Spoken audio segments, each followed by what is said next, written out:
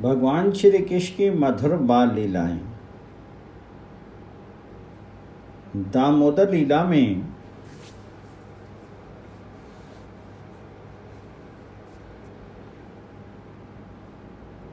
अब उधर दधि मंथन की ध्वनि हुई, घर घर घर घर आवाज तो हुई ही, और माता गा रही थी। अब माता का कुछ ध्यान तो दधि मंथन में था और कुछ ध्यान गाने में था। ये आज पहले ही जाग गए। मैया को समय का ध्यान था कि अभी तो जागने का समय ही नहीं हुआ। और दिन तो मैया जगाया करती थी, गा गा करके जगाया करती कि लाला जागो। आज लाला जाग गए तो मैया दिखी नहीं, और दिन जागते ही मैया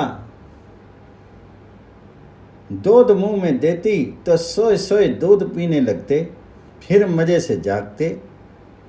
अब मैया आज इनको नहीं दिखी और मैया को आवाज सुनाई दी नहीं, क्योंकि वहां आवाज हो रही थी। तब इन्होंने सोचा कि मैया कहाँ गई, क्या हो गया। जब बच्चा जागता है तो माँ नहीं दिखती है तो मामा पुकारता है। भगवान भी पुकारे।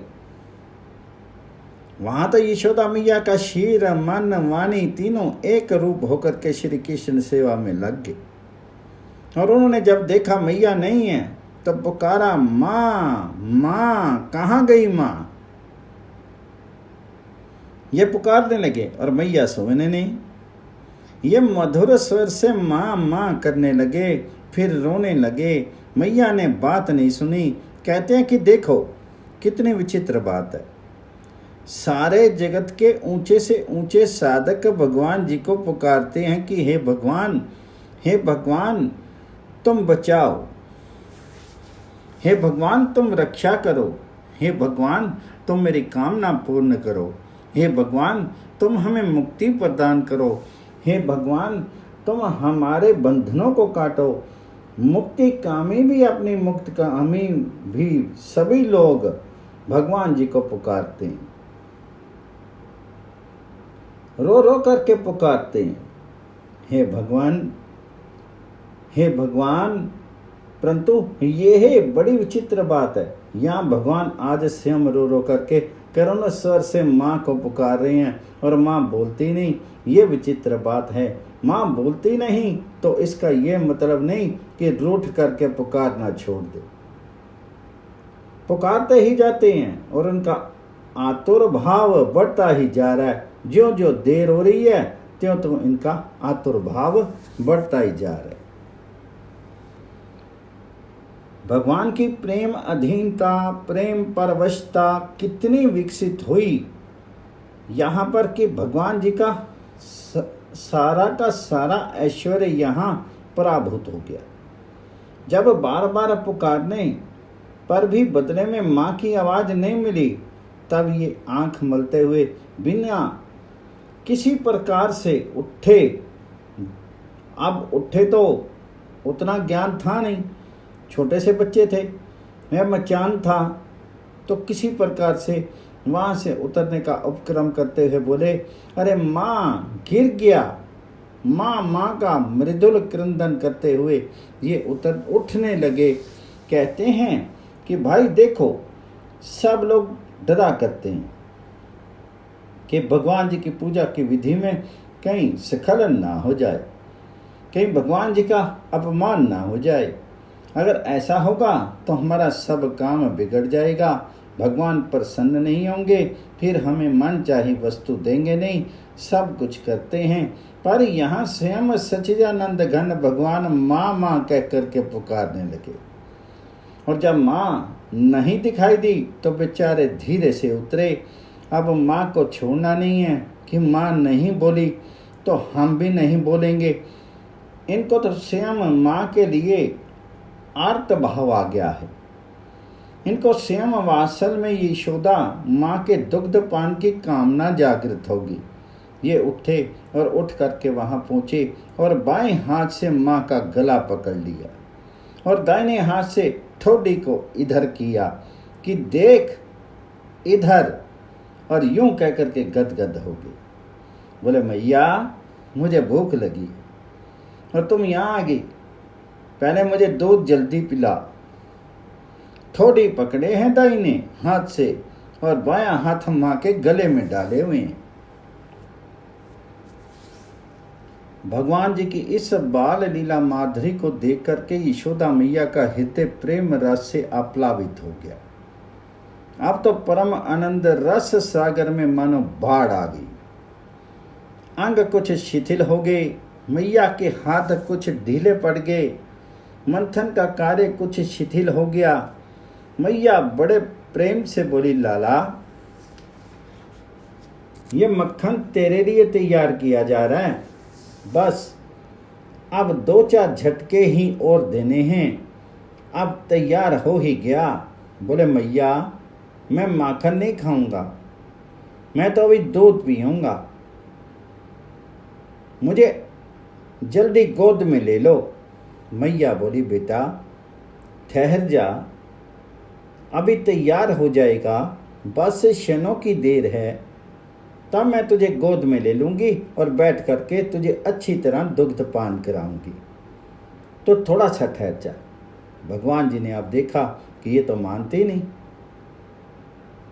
मंथन दंड को पकड़ लिया और बोले नहीं बिलोने दूंगा। कैसे तो बुलाएगी? मैया के मन में बड़ा आनंद आया कि इसमें तो बुद्धि आ गई, ये छोटा बच्चा नहीं रहा, ये तो अकल वाला हो गया। इसने ये जान लिया कि इसे पकड़ लेने से मैया मथ नहीं सकेगी, इतनी बुद्धि इसमें आ गई। मैया बोली अरे तू कहाँ से सीखाया?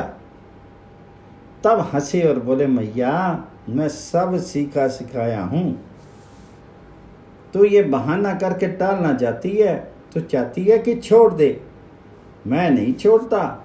मैया ने मन ही मन नारायण का ध्यान किया और कहा हे नारायण, जैसे तुमने कृपा करके इस बच्चे को इतनी बुद्धि दे दी, वैसे ही अब तुम इसकी रक्षा करो। मैया का मन हुआ कि चलो मथना छोड़ दें, पहले दूध पिला दें।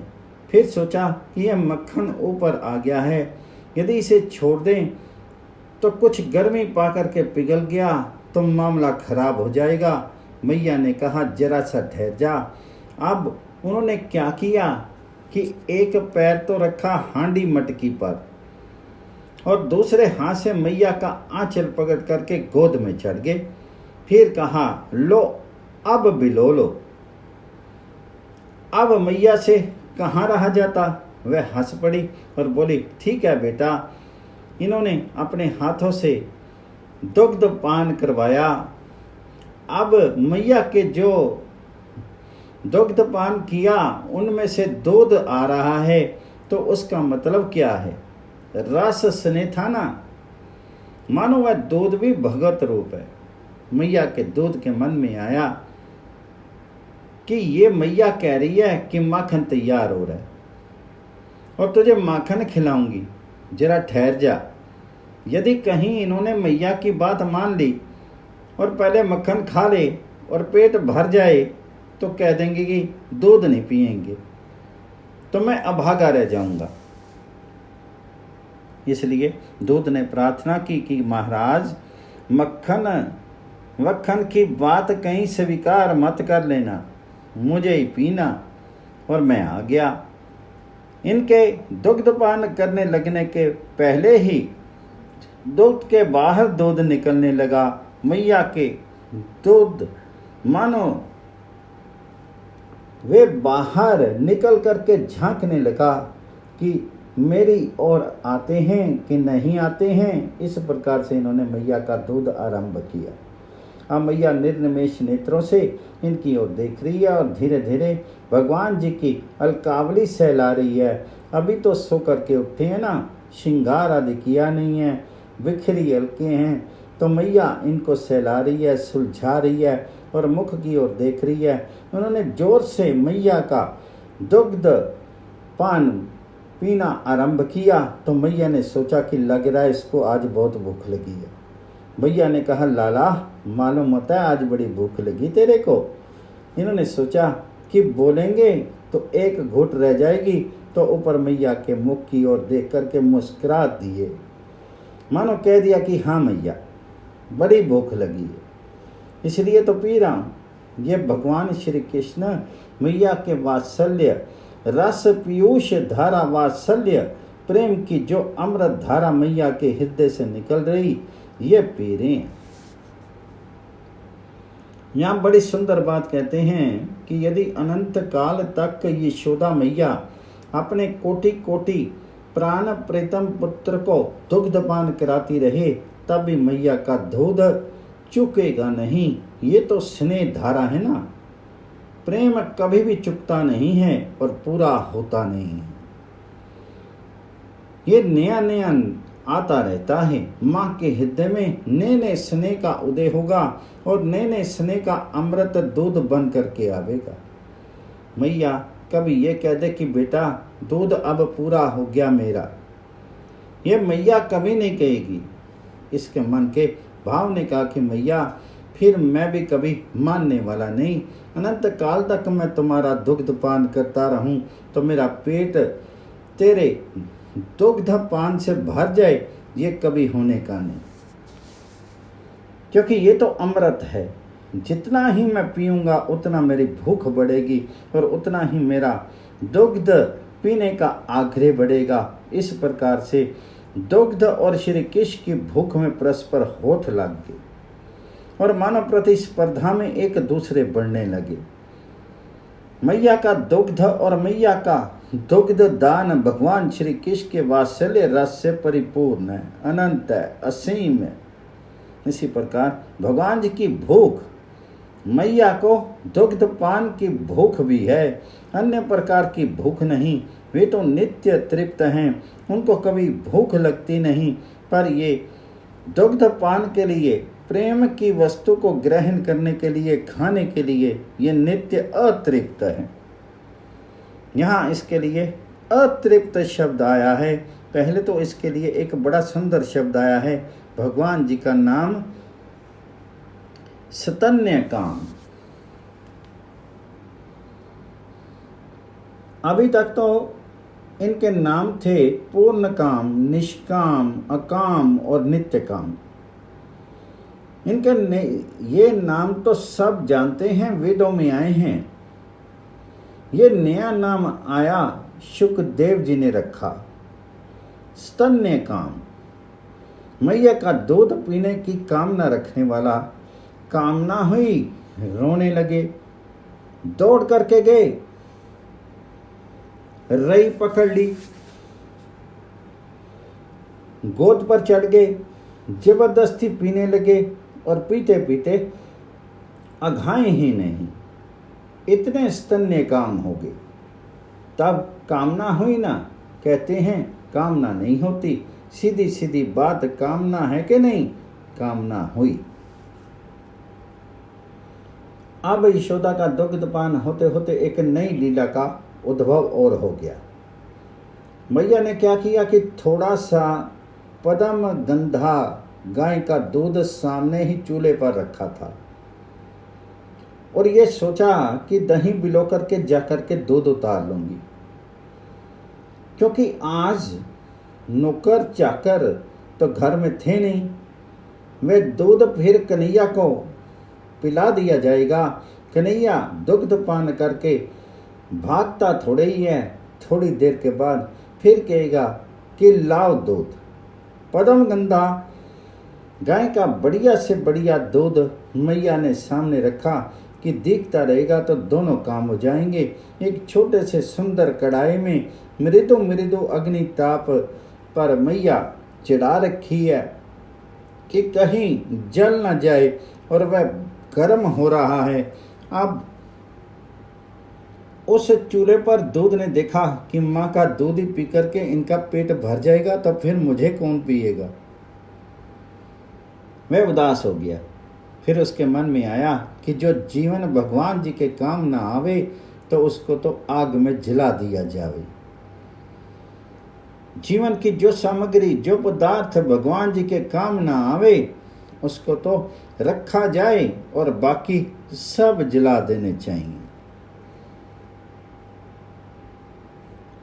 चरऊ सो संपत्ति सदन, सुखु सुहृद मात पितु भाई। सन्मुख होत जो राम पद, करे न सहज सहाय। दूध ने अपने मन में सोचा कि अगर मैं भगवान जी के काम नहीं आया, फिर इससे तो इस जीवन से जल मरना ही अच्छा है। दूध ने देखा, बार बार देखा, झांक झांक करके देखा, पर अब भगवान नहीं आए। तो उन्होंने सोचा कि अब उफन कर आग में जल जाए। अब दूध में उफान आने लगा तो मैया की आंखें उधर गई। मैया ने सोचा कि दूध उफान रहा है और कहीं सारा का सारा जल गया, तो जब ये कहेगा कि लाओ दूध, तो मैं कहाँ से दूंगी। मैया ने कहा कि जरा तो उतर जा। इन्होंने कहा नहीं उतरता, अभी मेरा पेट भरा नहीं। फिर माँ बोली उतर जा, दूध उफन रहा है। बोले उफनने दो ना। अब ये उतरे नहीं और दूध उफनने लगा तो मैया को और व्याकुलता हुई। मैया ने सोचा कि ये तो मानता है नहीं, तो उठा करके नीचे रख दिया। बोझ तो था नहीं। एक बार बोझ हुआ था जब तृणावर्त आया था। मैया ने सोचा कि वह मेरी भूल थी, बोझ इसमें थोड़े है। फिर मैया भागी। यदि कहीं भक्त का आश्रय मिल जाए तो अशांत चित्त शांत हो जाता है। जब दूध के पास मैया पहुंची तो दूध ने देखा कि अब तो दुग्धपान बंद हो गया है, अब शांत हो जाए। अब दूध का उफनना बंद हो गया। थोड़ा दूध आग में गिर गया, जिससे आग शांत हो गई थी। श्री कृष्ण भक्त के चरणार विंद की सन्निधि प्राप्त हो जाए तो शांति अपने आप आती। अतः दूध शांत हो गया। यहाँ पर सुखदेव जी ने इनका एक नाम और रख दिया, अतृप्त। ये यशोदा मैया का दुग्धपान कर रहे थे और जब दूध में उफान आया तो मैया ने इनको उतार दिया। ये अतृप्त ही उतरे।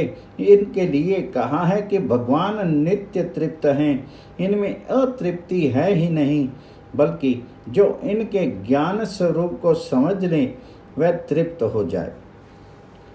इनमें अतृप्ति कहाँ से आ गई? लेकिन यहाँ साफ साफ नाम आया अतृप्तम। अतृप्त हैं, तृप्त नहीं हुए, उनका पेट नहीं भरा। कामना थी और कामना पूरी हुई नहीं, कामना अतृप्त रह गई। भगवान जी ने गीता में कहा है कि क्रोध कब आता है? जब कामना पर चोट लगती है, कामना पूर्ण नहीं होती है, कामना प्रतिहत होती है, तब गुस्सा आया करता है। भगवान जी को यशोदा मैया ने उतार दिया तो उनको गुस्सा आ गया। भगवान जी को गुस्सा आ गया तो उनके नन्हे नन्हे लाल होठ फड़कने लगे और वे दांतों से होठों को काटने लगे। ऐसा गुस्सा आया। यहाँ शंका उठती है कि भगवान जी में काम भी बता दिया और क्रोध को भी बता दिया, तो भगवान जी की लीपा पोती करने वाले लोग कहते हैं कि ये माया है।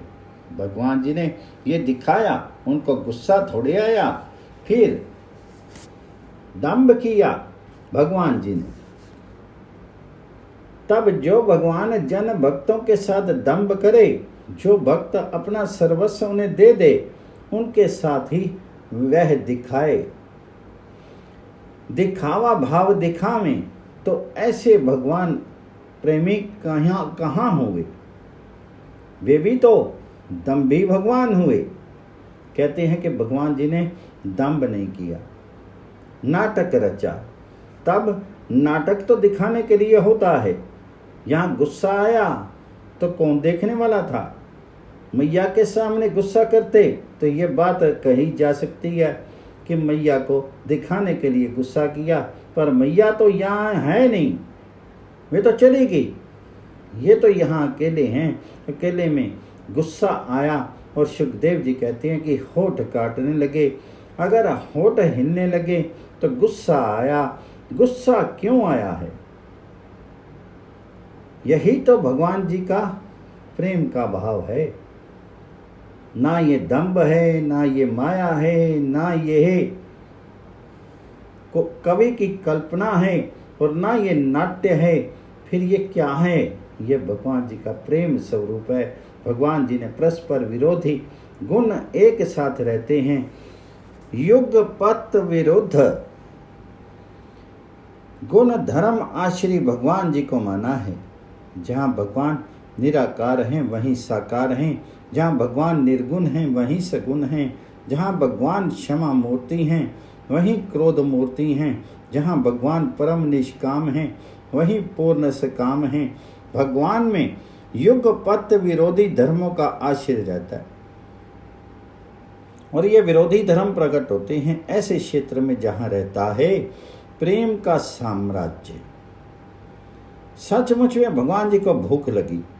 यदि केवल इसको नाट्य मान लिया जाए या दंभ मान लिया जाए, तब तो सारी भागवत ही फेंकने लायक हो जाएगी।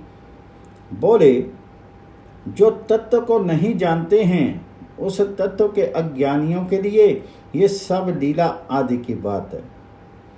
तत्वज्ञों के लिए तो तत्व की बात है, पर जहाँ परम तत्व स्वयं आकर के लीला कर रहा है वह क्या तत्वज्ञों की बात नहीं है, बल्कि जो तत्वज्ञों से परे की बात कहते हैं वे भी ठीक कहते हैं। तत्वज्ञों की दृष्टि जहाँ तत्व पर ही जाकर के अटक जाती है, वहाँ उनकी सीमित दृष्टि है, तत्व पर जाकर के रह गई, इससे आगे नहीं बढ़ी। लेकिन जब प्रेम की प्राप्ति होती है तब प्रेम से भगवान जी के यथार्थ स्वरूप का ज्ञान होता है। ब्रह्मभूत होगे, तत्व ज्ञानी होगे, सर्वत्र समता प्राप्त होगे, शोक आकांक्षा का कुछ भी संकल्प नहीं रहा। इसके बाद प्रेम की प्राप्ति हुई। उस प्रेम से भगवान जी के यथार्थ तत्व को जाना और जान करके लीला में घुल मिल गए, प्रवेश कर गए। ये तत्वज्ञों के परे की बात है। यहाँ जो भगवान जी का क्रोध है, ये कोई भगवान जी का ना तो दंभ है, और ना ये भगवान जी का नाट्य है, और ना ये भगवान जी की माया है, और ना ये भगवान जी का कोई छल है। भगवान को वास्तव में क्रोध आया, पर वह क्रोध हम लोगों वाला क्रोध नहीं, ये क्रोध भी भगवत रूप क्रोध है। यहाँ भगवान ही क्रोध बने। हमारा क्रोध विकार होता है, और जो विकारी क्रोध होता है वह नाश करने वाला होता है, इसलिए उसका नाश कर देना आवश्यक होता है। अब कहते हैं कि यदि आत्मग्लानि माने तो यहाँ तीनों प्रकट हैं, काम भी प्रकट, क्रोध भी प्रकट और लोभ भी प्रकट हो गया। अतृप्त रह गए मैया का दुग्ध पान करते करते। यहाँ काम भी, लोभ भी और क्रोध भी, यह इनके भगवत स्वरूप हैं।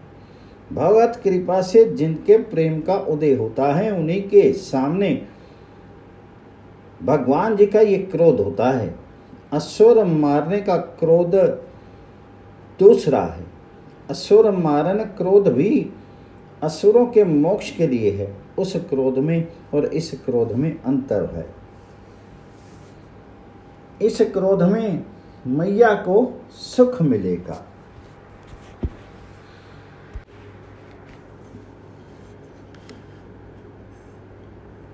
अभी ये बात आएगी कि मैया ने आकर के देखा कि बर्तन आदि टूट फूट गए। मैया ने सोचा ये उसी का काम है, तो प्रसन्न हो गई।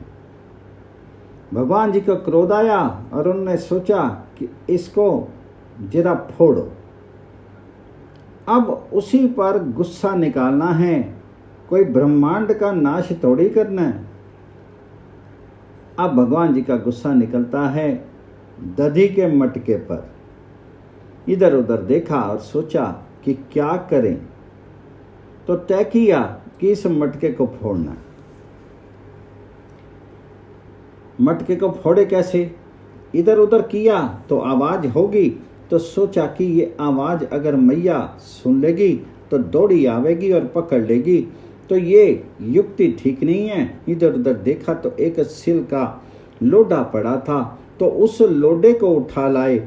छोटा सा लोडा था, तो उसे उठा करके बड़ी बुद्धिमानी के साथ नीचे झुक करके उसके पैंदे में मारने लगे।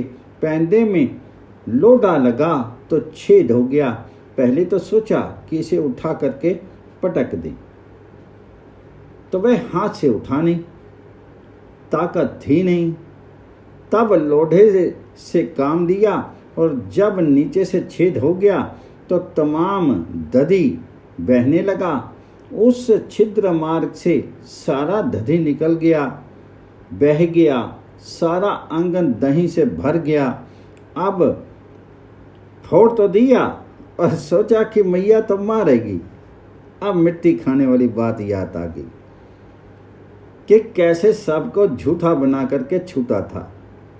पर आज तो मटका फूटा सामने पड़ा है और लोढ़ा पास पड़ा है और दही सारा बिखरा पड़ा है तथा कोई है नहीं, तो आज झूठ बोल करके काम नहीं चलेगा। आज तो मैया मारेगी, छोड़ेगी नहीं। उन्होंने सोचा कि क्या करें, कहाँ भागें। लीला शक्ति ने पहले से काम कर रखा था। भगवान जी का भोग लगाने के लिए इनके यहाँ बढ़िया से बढ़िया मक्खन रखने का एक भंडार था। कोठरी थी, उसका दरवाजा खुला था। सांकरी ऊपर लगी होती तो खोलते कैसे? ऐश्वर्य शक्ति को बुलाना पड़ा। उसका द्वार खुला था। तब इन्होंने सोचा कि इसमें दो काम हो जाएगा, एक तो छिपने की जगह है और दूसरे अंदर माखन खूब है, तो उससे खाने पीने का काम चल जाएगा। ये धीरे से घर के भीतर पहुंच गए और वहां जाकर के मक्खन खाने लगे। इधर मैया इनको गोद से उतार करके गई थी। बोले, क्यों गई मैया? फिर बोले, आहिरनी है ना, दूध का लोभ है ना, इसलिए चलेगी। किसी संत ने मैया के हृदय को देखा तो उन्होंने कहा, नहीं मैया दूध के लिए नहीं जाती। ये तो सेवा का बड़ा ऊंचा आदर्श है कि सेवा के लिए यदि सेवे को भी छोड़ना पड़े तो वह छोड़ना भी स्वीकार, पर सेवा को छोड़ना स्वीकार नहीं। मैया ने सोचा थोड़ी देर के बाद ही कन्हैया को दूध की आवश्यकता होगी और उस समय यदि इसे दूध नहीं मिलेगा तो इसको दूध दुख होगा, भूखा रहेगा और रोएगा। अभी तो दूध भरपेट पी चुका है, कोई ऐसी बात नहीं। यदि ना पिए तो यदि मैं दूध उतारने नहीं गई और दूध उफन गया तो सेवा में विघ्न होगा। श्याम सुंदर को सेवा के लिए जो श्री कृष्ण सेवे थे उन तक का परित्याग कर दिया।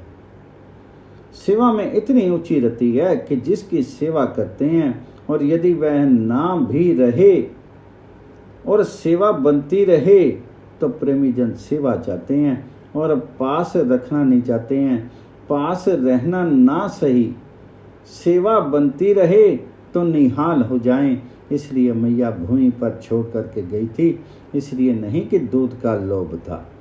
मैया ये कह करके गई कि बेटा अभी आई, तो जरा बैठा रह। मैया को एक बार जरा सी आवाज़ तो सुनी थी जब मटके के ऊपर प्रहार किया था, फिर आवाज़ आई नहीं। तो मैया ने सोचा कोई बात नहीं है।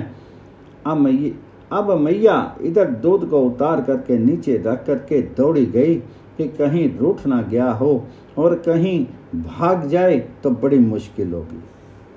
भाग कर जा करके मैया ने देखा तो अवाक रह गई। वह दधी का मटका फूटा पड़ा है और सारे घर में दही दही हो रहा है और कन्हैया नहीं है। अब मैया ने सोच लिया कि सारे इसी की करतूत है, इसमें सारी बुद्धि आ गई है, ये सारी कला सीख गया है। और बोली कि गोपियाँ ठीक कहती हैं कि ये बड़ी कला सीख गया है, इसलिए मटके में नीचे छेद हुआ है। बोली यह इसकी बुद्धि का कौशल है, इसने सोचा होगा कि कहीं मटके के ऊपर मारेंगे तो आवाज हो जाएगी, इतनी बुद्धि इसमें आ गई है, इसलिए उसने नीचे से फोड़ा है। इतना बुद्धिमान हो गया है, यह भी अकल आ गई है कि मैया आएगी तो डांटेगी और कहीं मार देगी, तो मार के डर से भाग भी गया। ये बुद्धिमानी की निशानी है ना। ये परम चंचल होकर के इतना सावधान है, ये जानकर के मैया प्रसन्न होगी। मैया के मुख पर हंसी आ गई कि देखो बच्चा होशियार होता जा रहा है। नारायण की बड़ी कृपा है। फिर बोली, देखो इसके पैरों में निपुर हैं और कटी में ये जो करधनी पहन रखी है उसमें घुंघरू लगे हैं, तो कैसे गया धीरे धीरे कि उसकी भी आवाज नहीं हुई। मैया अपने पुत्र के इस कौशल का चिंतन करती करती प्रेम सिंधु में डूब गई। आनंद और विस्मय इन दोनों ने उनके हृदय पर अधिकार कर लिया। वह खड़ी की खड़ी रह गई।